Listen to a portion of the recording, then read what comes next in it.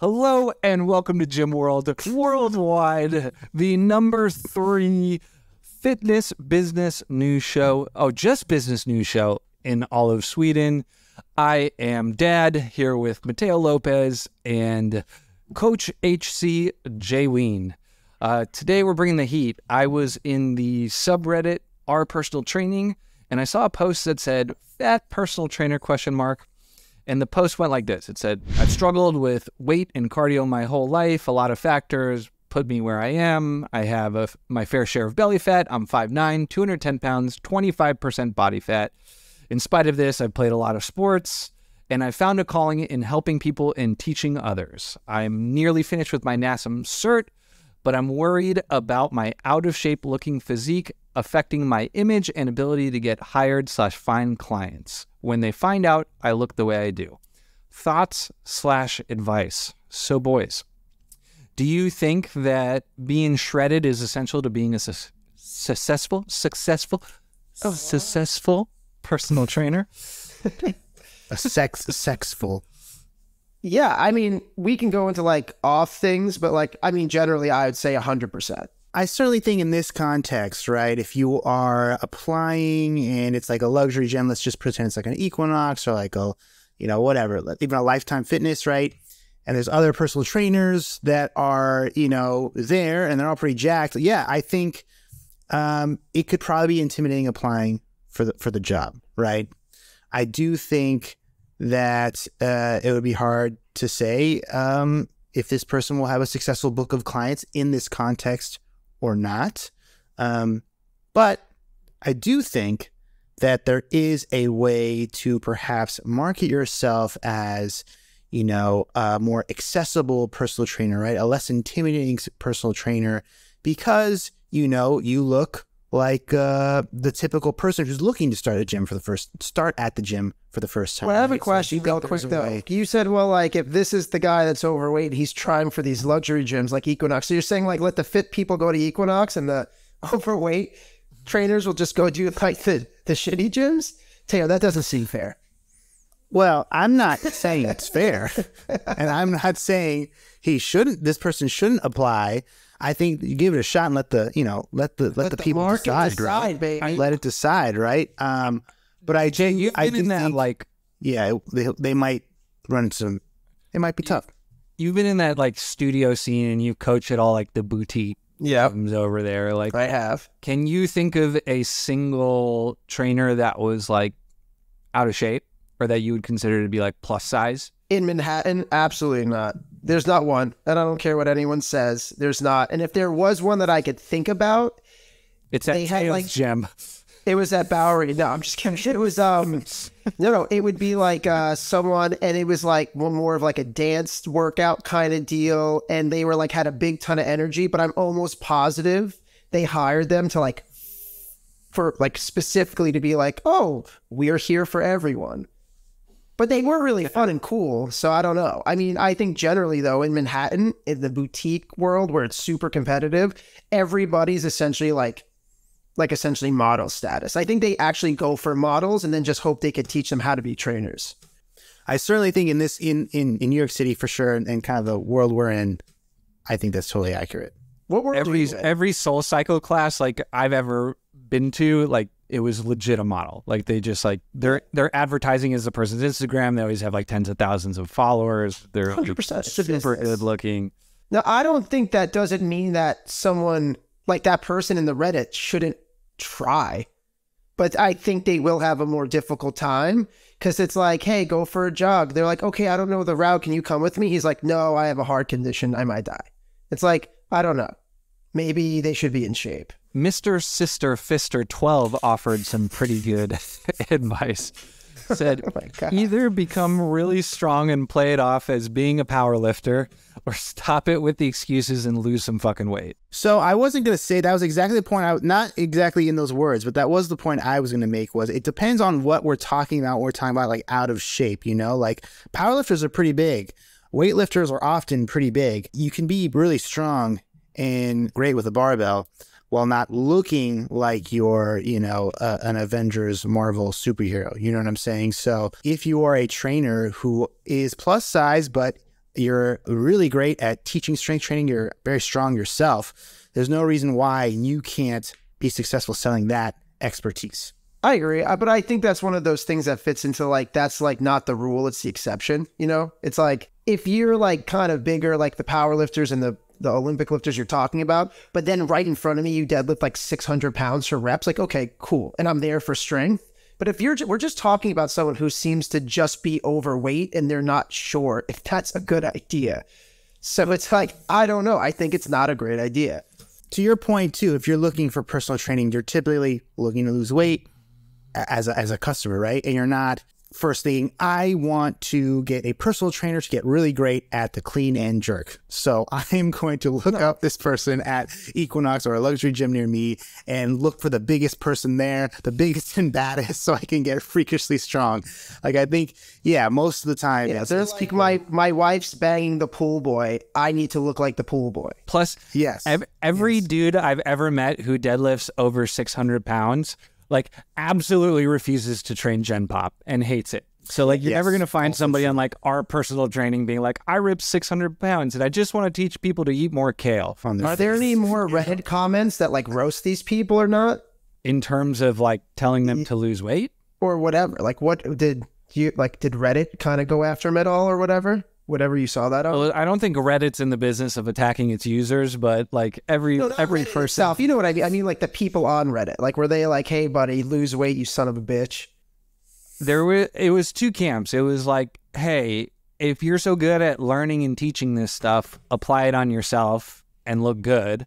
And then the other camp was like, there's this subset of people who prefer someone who doesn't look like a superhero because it's less intimidating.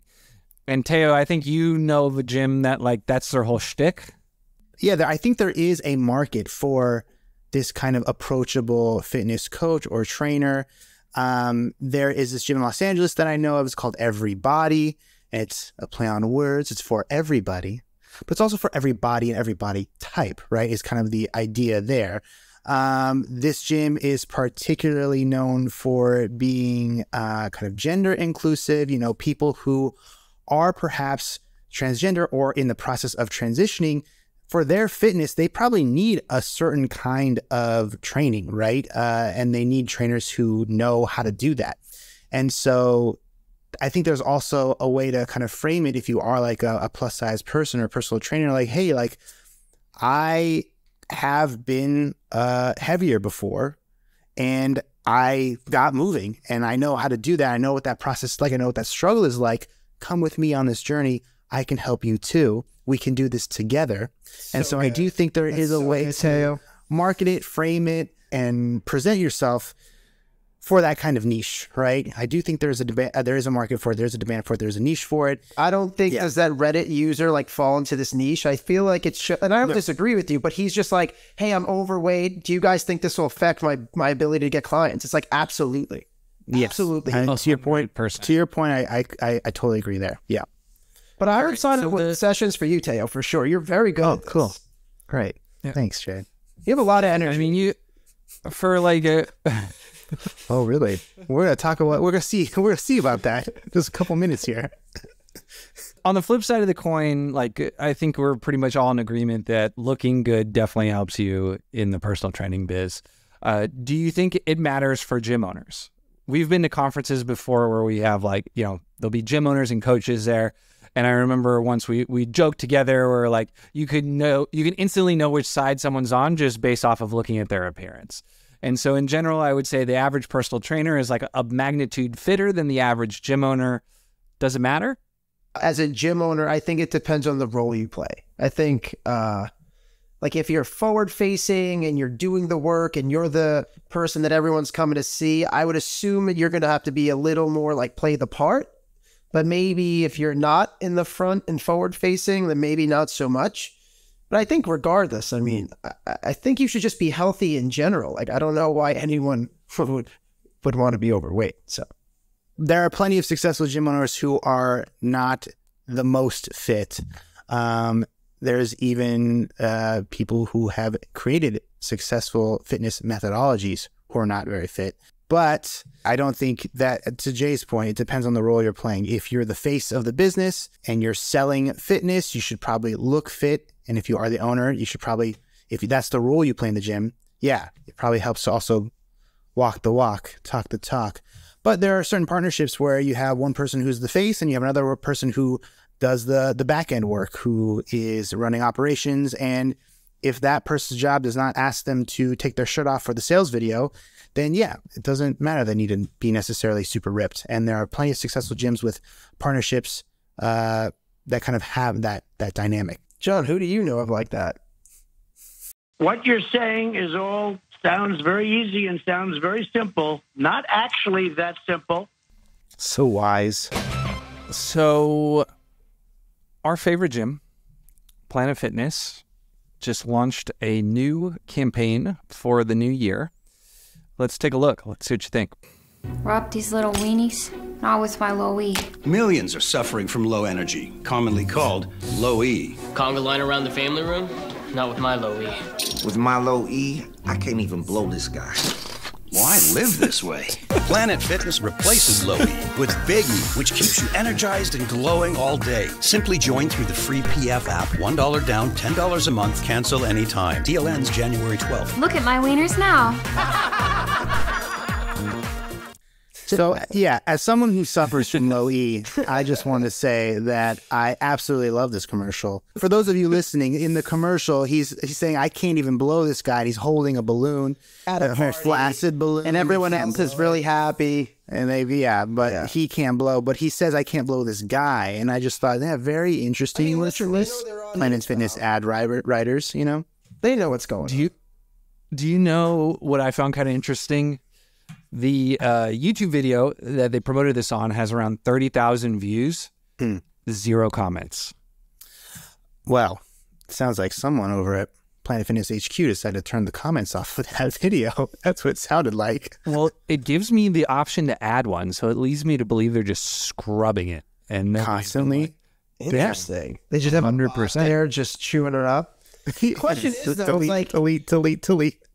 Teo, why do you?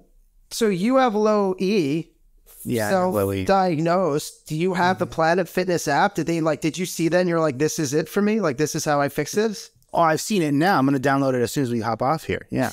On the buy. Yeah. Well, the low E, it plays onto something deeper at Planet Fitness. So I don't know if you guys, Teo, how much do you know about NASCAR? I know a little bit about, what was it, Daytona? I know a little bit about the culture. I know a little bit about the beads. Talladega, this is Dega. I just drank a shit ton of beer. This is heaven on earth. Why? This is freedom. I'm gonna cash all these in on one butthole. That's all I know about NASCAR.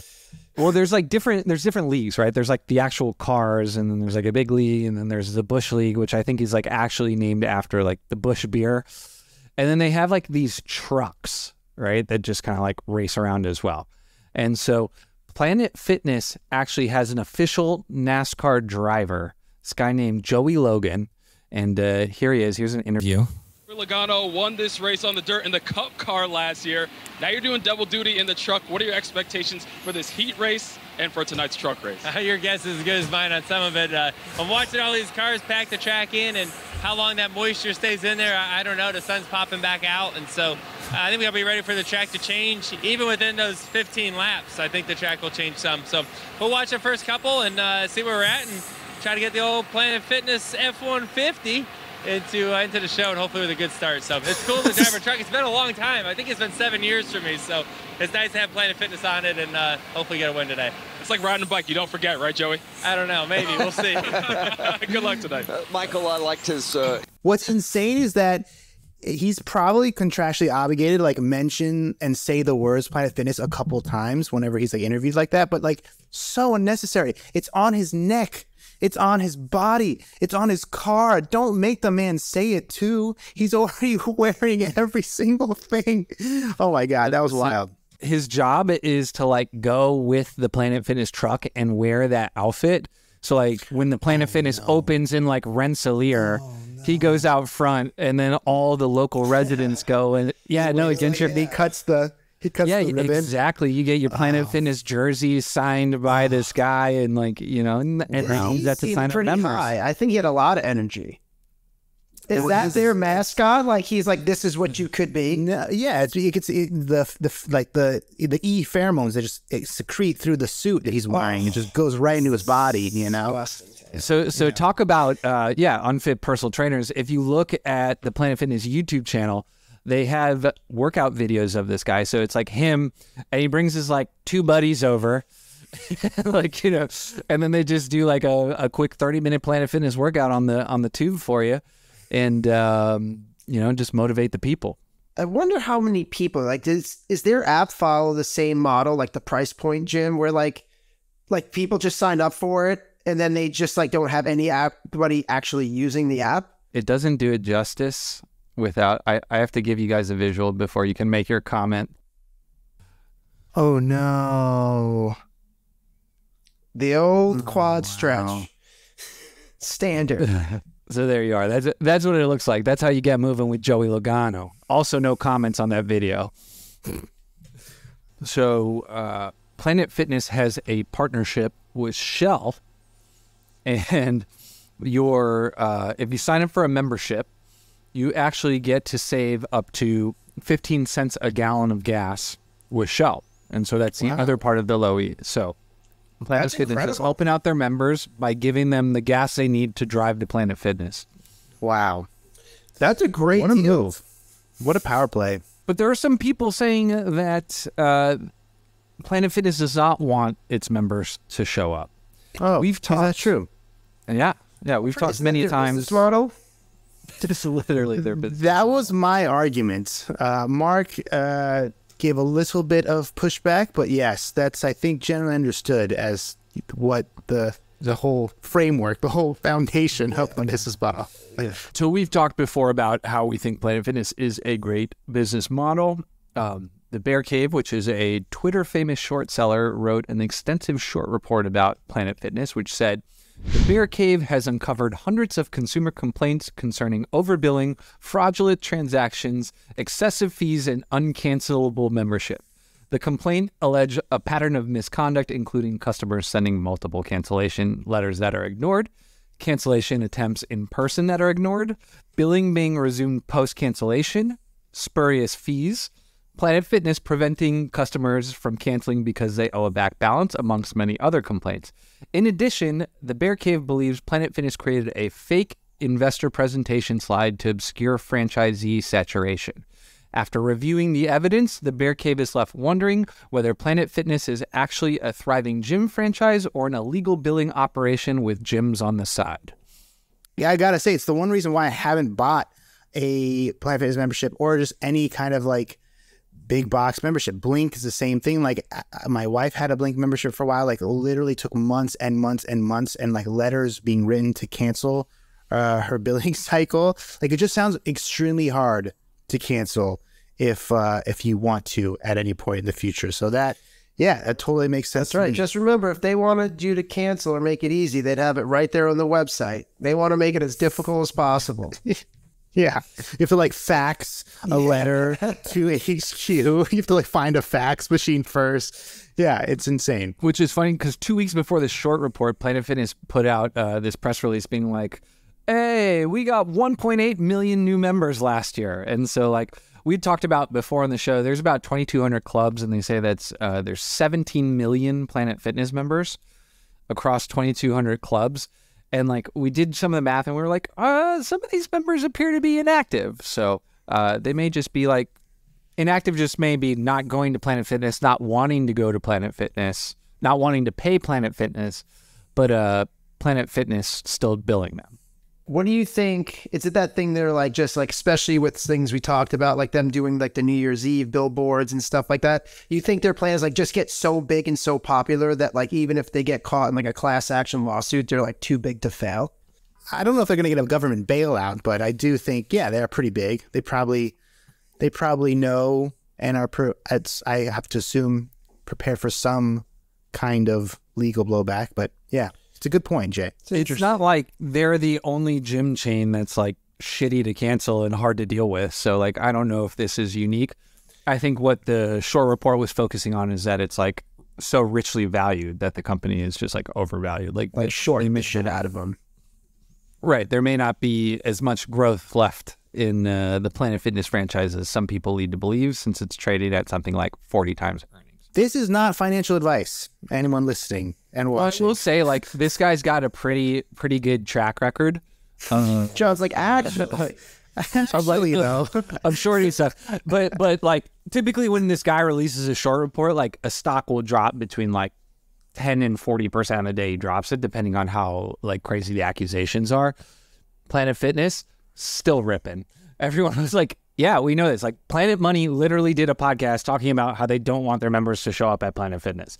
So, like, you know, this isn't something that is like exactly super shocking to the gym world. No. Right. I think it's pretty like normal. Like, I mean, even my first reaction, like, I'm pretty sure I took a class in college on business, and this was one of the things we talked about. How to be good at business. Charge people. Don't let them stop or cancel the charges.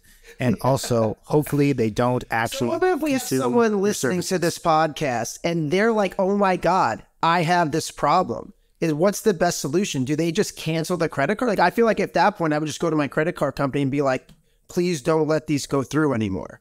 Is that a thing? No, this isn't financial advice or legal advice. We're just here to talk about the gym world, all right? Planet Fitness got 1.8 million members. Some of them want to cancel. Most of them can't, you know? And, you know, we'll see how this plays out. It's probably going to create some nice content for us. So we appreciate you, Planet Fitness, and all the work you're doing. Thank you. To improve the fitness industry.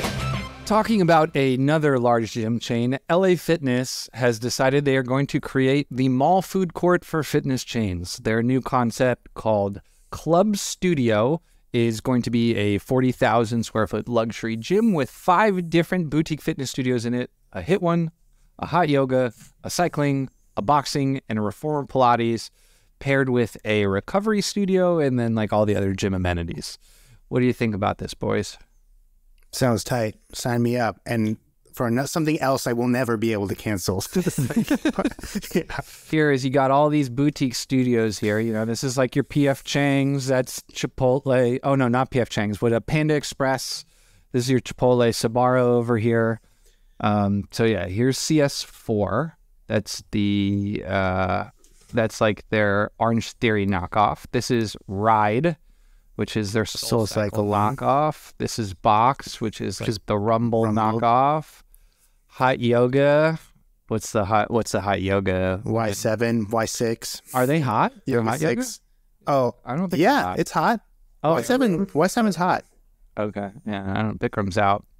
Bikram got canceled. Rebound. Yeah. Trampoline Fitness. I don't know of any studio in New York that crushed it doing this. And then Reformers. So, and then we go over here. We look at the wellness side. And you got a steam room, a sauna, whirlpool. There's my infrared. Water, and then eucalyptus towels, a little touch of Equinox. Mm-hmm. And then cryotherapy, which is so out. $1 million. Yeah, I mean, like, this is cool, but if you're paying like $1 billion a month, I mean, I get it, but I mean, honestly, it's a great model. It looks that place so great. It looks like this dream. Look at them. $189, bro. That's it. Wow. There you go. Is it Irvine, California? Is that a fancy part of California, Teo? Irvine? I think it's just Irvine. I think it's just like they're gonna just yeah, it's just mid. It's just mid. Thank you. Mid is actually a really great descriptor for it. It's just mid. I'm staring with it with these things, my friend. Yeah, it's in between LA and Orange County, so it's like, yeah, they're very mid. Good use of the word mid. Yeah, whatever this is, like all these things, whatever's on this 4th tab, I don't even want to enter my information here to get to this 4th tab. Yeah. I think it could be cool. I mean, this looks like, essentially, from what I remember, like Boston Sports Club, New York Sports Club, they had like their cycling room, they had like a HIIT room, they had a yoga studio. This just looks like a high-end version of it, and they're trying to cash in on the success it looks like obviously Boutique has had. Except, like, are they going to draw the talent away from these other boutique places, like because they could pay well, maybe because they're a bigger brand. I would be interested in. I think if like, are they going to pull the talent and instructors there? I think that would be a big one. Yeah, so I'm interested to see if that's going to be successful, or it's like just going to be another chain and it's just like hype, and then people are going to sign up and then they're going to leave eventually and not be able to cancel anything, and they'll be fighting them in court for months.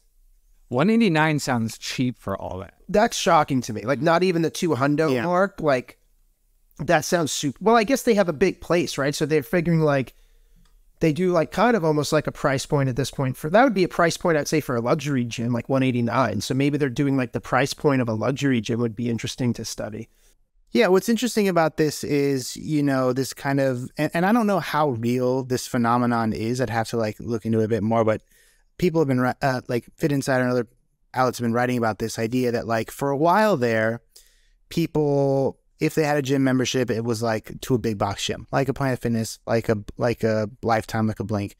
And then as like boutique kind of grew in popularity, you'd sometimes keep your old Globo Gym one just in case you wanted to use the pool for swimming or for the sauna. But then you were also buying a SoulCycle membership or a CrossFit membership or a boot camp or a Barry's boot camp, or you were buying a boutique thing and then supplementing perhaps with still like a Global Gym membership, or maybe you're getting rid of it, or maybe you're doing both. And then with the pandemic, now you're also introducing this kind of at-home elements, right? You're using maybe an app or you're using a connected device.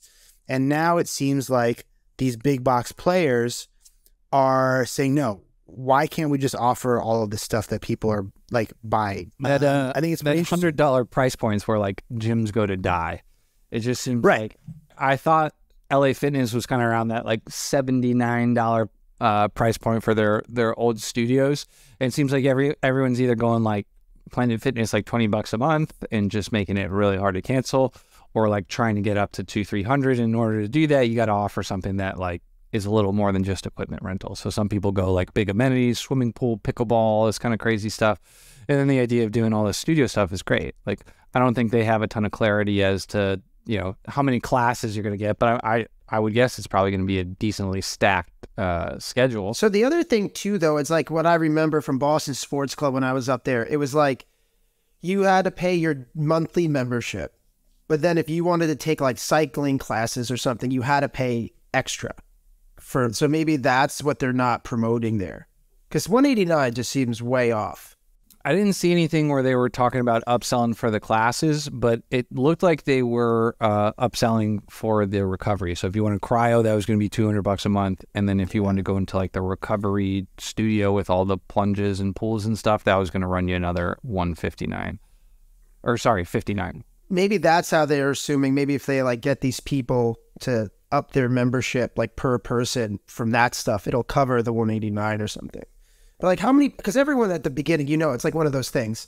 It's like, oh, recovery, I'm going to use this all the time. And you go like once a week to the gym anyway. You maybe use a cold plunge once or twice, and then you don't even go to the gym anymore. And then you can't cancel. We know the grind. They also choose like the least trendy option. Like cryo is so out. Cold plunge. Pretty sure cryo's out of business. Every cryo place I know is out of business right now. No more cryo studios exist. They're like Sizzlers. They're just all gone. Yeah. It's like, because then the cold plunge people came in and they were like, you could just sit in a bucket. Yeah, just sit in an ice bucket. Right. Let's get a really cold tub. The other thing that was from the article that you sent, John, about this LA Fitness boutique studio thing, Lifetime was cited in the article, and I didn't know about this. They have all these different concepts. They have Ultra Fit, which is an in-house metabolic conditioning program. They also have something called Alpha, which is like Olympic weightlifting, they call it. And then they have this new thing called GTX. And if you watch the videos for these things, they're all just like Ultra Fit looked like kind of like a Orange Theory kind of knockoff. And then GTX, very much just like CrossFit without the barbell. You had like true form looking treadmills in the video. You had assault bike looking things in the video. You had the foam box jumps. And then, yeah, in the Alpha class, it literally was just, they were just doing a CrossFit class. It was just like deadlifts and burpees and box jumps. And it was wild to me that they had all these offerings, plus like yoga, plus like, you know, probably a trampoline one. I didn't find it, but probably something like that. And it was just so wild to see like these really awesome looking studios offering essentially a version of CrossFit, Orange Theory, or Olympic lifting. And you don't have to go anywhere else anymore. You could just go to Lifetime. What's interesting thing, I remember like I used to do like CrossFit workouts with my old roommate in a Boston sports club, right? No, before it was like a thing. And I remember like, and then getting into CrossFit and going through the journey of it. I remember being like, people stopped going to these big box gyms and started doing CrossFit stuff because it was like one place, but it was a workout that was effective. And it's almost like going full circle where it's like, now people are like, actually, we could put all, like you go CrossFit, then you have your SoulCycle membership, you have your yoga membership. And they're like, well, guess what? New idea. We could put this all in one place. And it's like, you know, what's old is new. So like, I just feel like this is just a marketing gimmick and it's going to just wind up. I don't know. I feel like it's not going to be that great. It's just people are going to go find the stuff they want. They have 3 signature trampoline classes. Like what, how much variance, what is the governing body for trampoline fitness instructors? And what do you do for 3 different trampoline classes? This is my question. Yeah. No, that's a good, we have to do a next. Wait, you mean like 3 different, you mean like 3 different, like you can, like classes? There's hop class, there's bounce class, and then there's jiggle class. Styles of trampoline class. Yeah. They said they have 3 signature, 3 proprietary trampoline workouts. What's proprietary about? It's got to be I don't know. You ever seen some of those videos on Instagram though? Those people like going at it like 100 miles an hour. Yeah. And then they fake the horses under them. That's always a solid Instagram one. Well, yeah, I guess the last thing I want to say is just we've covered it a bunch of times, and I'll say it one more time. You know, strength training is in. Everyone's got a strength training concept. You've got sculpt and strength training. That's all you really need to succeed in the fitness industry these days. So, yeah. Well, it's interesting, right? Because you guys have talked about this on this show and other shows in the past, and it's like all the data is like strength. But these other big box, it's like, are they just out of touch? Because it seems they're adding like all the HIIT stuff back in, like not even like good HIIT with weights. Like, so it's like, what data are they using? It's just interesting. I think if you're just LA Fitness, like that was something I wrote here, was that they just chose like all the wrong trends. They're just like 2 years behind. They're like, we're going to go hard on cycling and yoga and cryotherapy and trampoline workouts. That's going to be the new thing that's going to drive all the hip people. We're like, we're deep, we're committed. We're going to make this cutting edge thing. And then when it kind of like turns the gears and you get through the California build process, like this thing comes up and it's like, dude, like half of these concepts aren't cool anymore. Like, what are you guys doing? I had a similar thought. From the article, there's a section where it's like the boutiqueification, right, of the big box gyms. I was like, I thought boutique fitness is like kind of, yeah, SoulCycle is not as tight. Barry's not as tight. Like, you know, all these concepts, not as cool. It's all about, I don't even know what it's about. Sculpts and cold plunge. I think that's all it is. Yeah. Mech squats and cold plunge.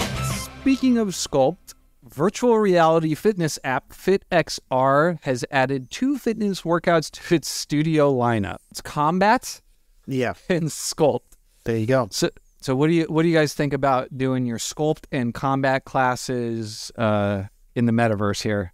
Can you go to the website FitXR? Can you scroll down to the trainer section? Just scroll down a little bit. Okay, so scroll a little bit to the right. Oh wait, there we are. So first of all, plus size trainer teaching sculpt. Just wanted to put that out there. Scroll to the right a little bit for me. Okay, so Billy is the guy teaching combat. And now look, I love that we've got different kinds of people training different kinds of concepts, but do you want the guy who lost his leg to teach you combat? Or do you want the guy who has other limbs to teach you combat? Wow. I don't know. Like, I don't know. Like, do you want to learn that's not, you know from what? the guy You're not who didn't wrong. keep all your limbs in combat?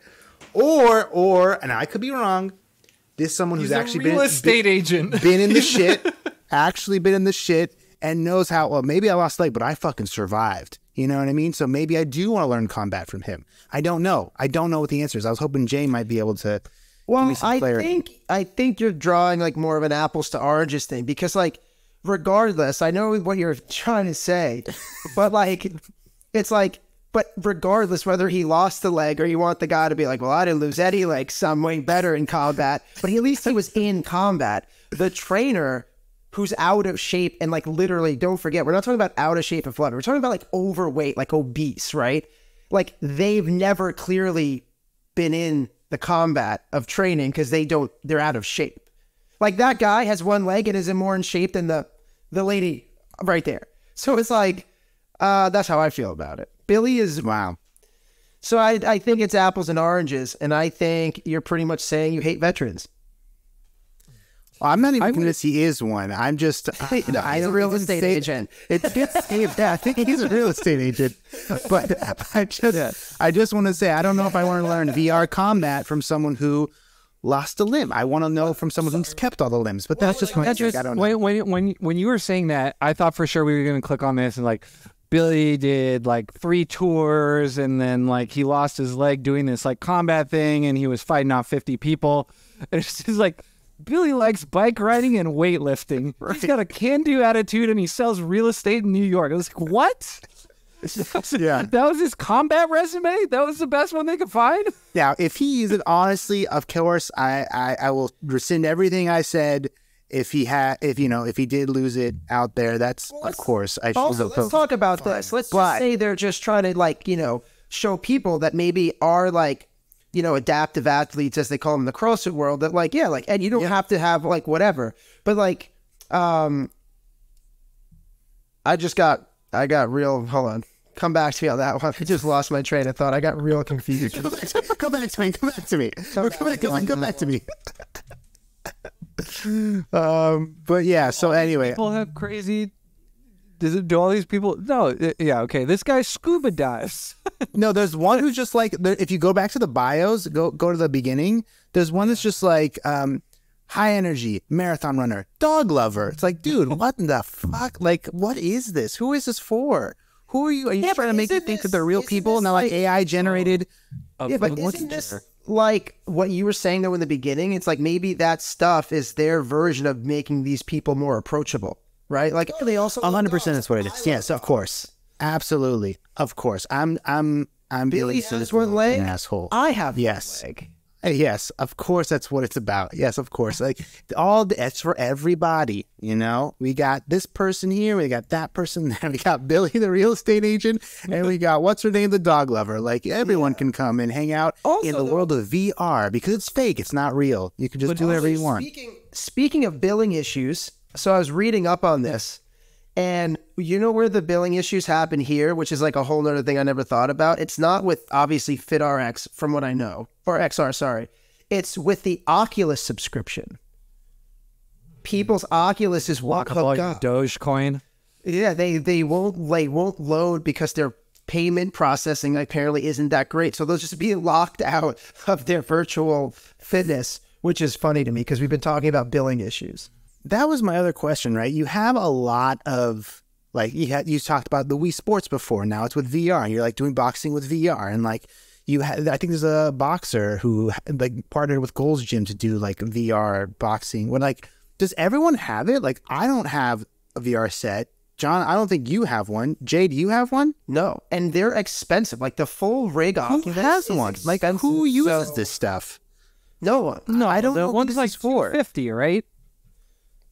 The course a mini one, pretty cheap, right? But that battery's kind of, or whatever. But shit, it's like $400 or $500. Like, who else one? I mean, maybe the expectation is eventually they'll be cheap enough where everyone has them in their own. But like, I don't know what's happening. I think we're at a point, and you guys have talked about this on the podcast before. Because I'm an avid listener, especially when I'm in Sweden. Is that,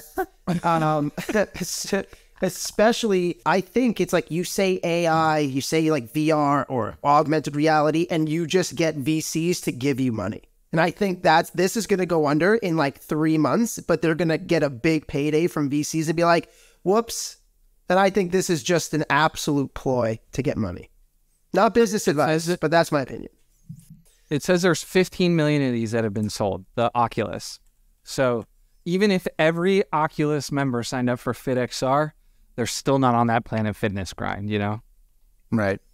No way, dude. I mean, that's a huge... Like, if the great things about anything fitness related or even business related in general and user friendly stuff is like less friction points, I mean, you're like, you need to have a whole headset great point to just even use my app. And Billy's sitting like by himself and no one in the room because no one has a damn Oculus. Like, it's just a funny concept. I had a member with a pretty sweet VR setup, but it's like a whole room in New York. His entire office, he had cameras in all corner. He had like big boy stuff, and it was cool. It was cool to shoot zombies, but it's just like, bro, like you're talking about friction points. This is just such a weird way to get people to work out. And then, like, also, you had Ty Bo, you had Billy Blanks, like you had a DVD where you just do this and just follow the guy and do this. Like, I just don't. Yeah, maybe I'm old. Maybe the kids are doing it. They're trying to cash in on the new tech, and VCs will throw money at any of this AR, VR stuff, and I think that's all that is.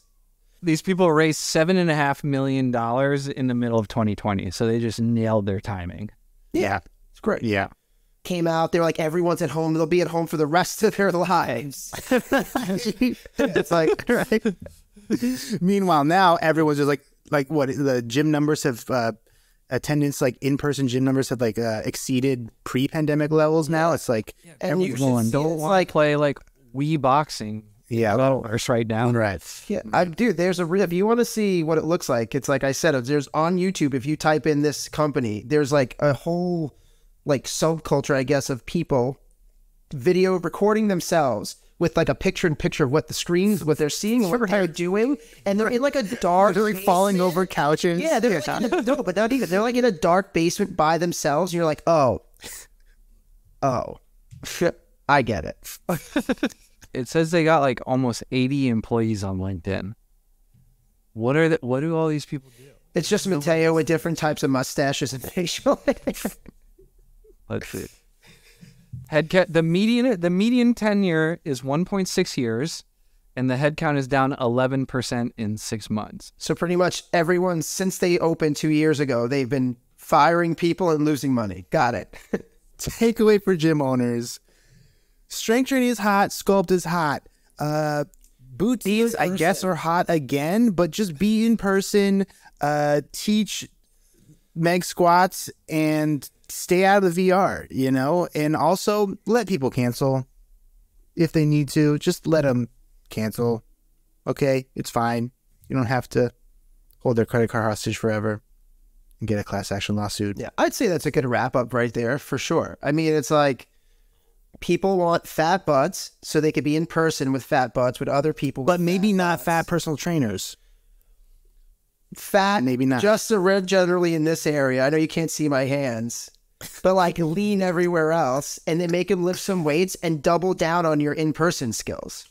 And I think that's what you should do. And I mean, the big thing is, I would say a takeaway for me as a current gym owner, and this is something I heard from a mentor that I've used before, and I think it's terrific, especially with CrossFit gyms, which is similar to what these big box gyms are doing. They're bringing everything in. It's like, do less. If you're a CrossFit gym, don't add yoga. Don't let it. Nail CrossFit. Be really good at CrossFit, be really good at nutrition, and do those two things exceptionally well, and don't do things that you're not in the profession of. So I think that would be the other. Like, don't get wrapped up of trying to compete with this, because it's a bad idea. Slight pushback. Tubs are cheap. Maybe. Well, if you dump ice in them. Right now it's fucking cold. So you can offer cold plunge. I do have an offer cold plunge. I do have a cold plunge barrel. Now, I'd say the only friction point there is, like, do you have an ice machine? Because then people have to, like, bring, like, 30 bags of ice from the store with them. So, I don't know. That's a friction point I ran into. Yeah. Yeah. Well, yeah. So your boy was cruising TikTok when this video was served to me. I became a certified personal trainer in only 10 weeks. Whoa, hold up. I promise this is not another ad by ISSA that they've been sponsoring to put on your For You page endless amount of times in the past few weeks now. Hi, y'all know me as Beefcake Brina. I have a Bachelor's of Science in Kinesiology, specifically in fitness and sports. And on top of that, I am a personal trainer and online coach. Now, I got the NASM certification. However, I highly regret it because of their outdated information. They continue to be scientifically outdated, and ISSA is not that much better in my opinion. And here's why. It's open book, and it's not timed, and free retests are available. So you can legally take someone's fitness and health into your own hands with just those conditions. That's a little bit concerning, and this just proves how easy it is to get a personal training certification. Which is why after my NASM certification, that really didn't teach me how to be a good coach, and on top of that gave me a lot of scientifically outdated information, I got a 4-year degree specializing in this specifically instead. If you want to become a personal trainer and you want a better recommendation, here you are. All right, so we got 2 things to unpack there. Allegation number 1 is the ISSA is paying a bunch of influencers to shield their certification. Is that good marketing or sus?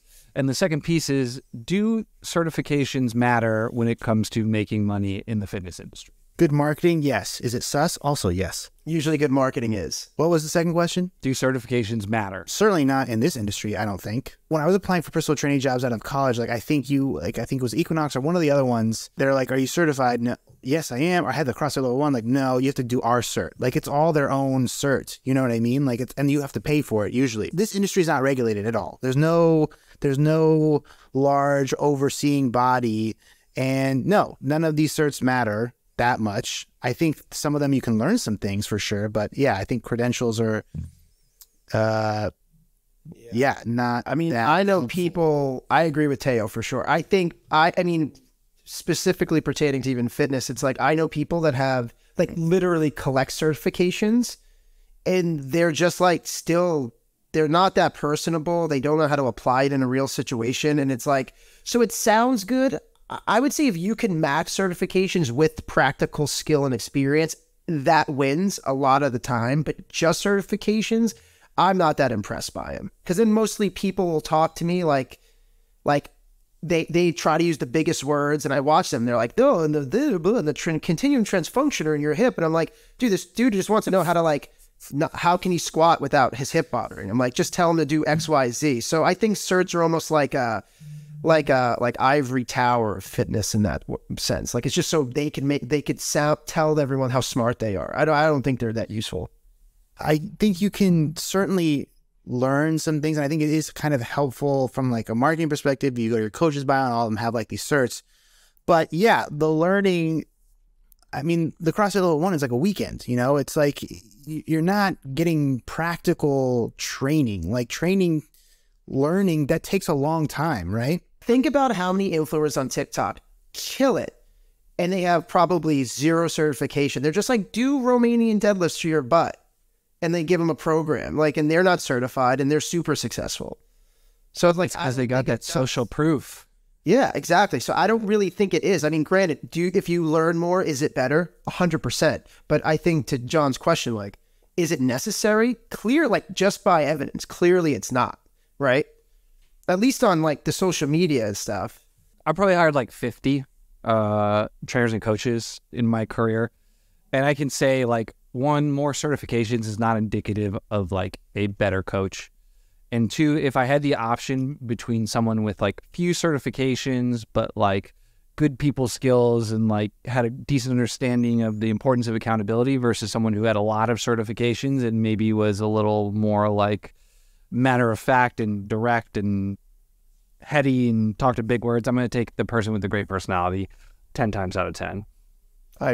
I've seen this in CrossFit gyms that I go to just like as a client. Like, you'll have certain coaches who they'll just like get back from a weekend doing some Oli cert or some powerlifting thing, and then just like they just want to share how much they learned. So just spitting stuff at you and like words, like to your point, Jay, like, yeah, the transfunctioner, what do you say? All these things. Yeah, for sure. Dude, where's my car? Dude, where's my car?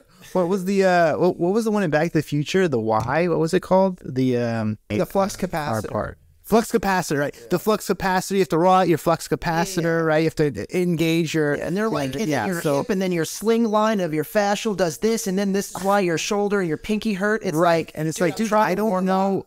Like, yeah. Right, exactly. It shows me almost when I see that, and I it's like one of those things that raises a red flag for me. I'm like, this dude and like, or girl, like, they say that, that's like a personality thing, that's a whole separate conversation, but like, you're just doing that to let that person know how much more you know. You're not, in my eyes, more than often than not, you're not there to help them. You're there to literally essentially throw some big E at them. you know, and they're like, hey, you're flexing on them about like, how much like. And those poor ladies, I just really want to like lose some weight. So maybe full circle, you have the overweight. That might be what's right though. Who's like is a normal person who maybe is the more personable person. So maybe it's like get the cert, but so who knows? I think I don't know. I agree. I don't think certs are that important.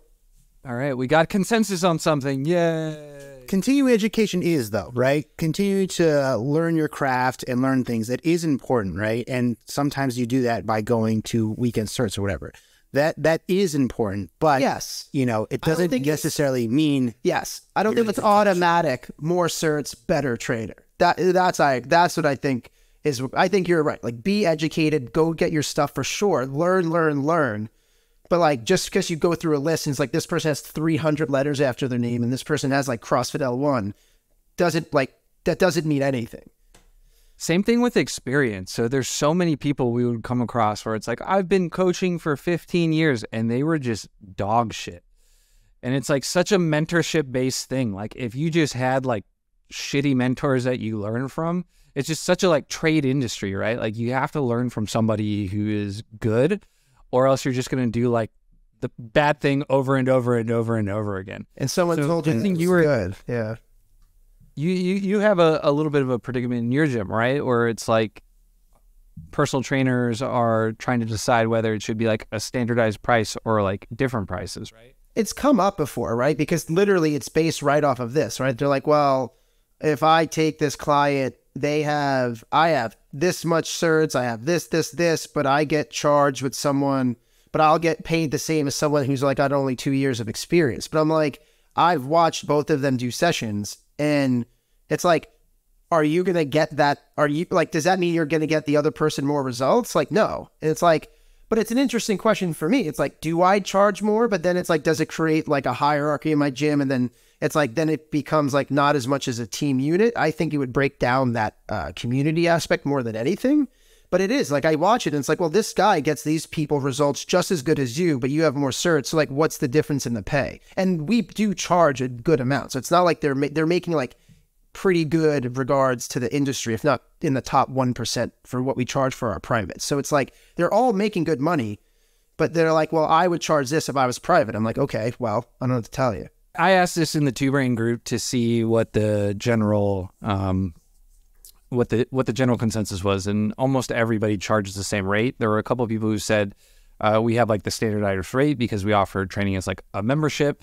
But if we have somebody who's like an all-star or like so in demand, we'll allow them to raise their rates and kind of like sell their own thing, but keep a similar split to what we currently offer. And I thought that was an interesting solution if you have like a coach who's like super full and super booked and wants to. Yeah, if they're sold out or booked up, 100%. I think that's valid. So we're all in agreement, standardized pricing for the most part, and certifications don't really matter that much, but self-improvement does. Whoa. Thanks for tuning in to Gym World. We'll see you next week. Blood is rushing into your muscles, and that's what we call the pump. Your muscles get a really tight feeling, like your skin is going to explode any minute. You know, it's really tight. It's like somebody blowing air into your muscle. It just blows up.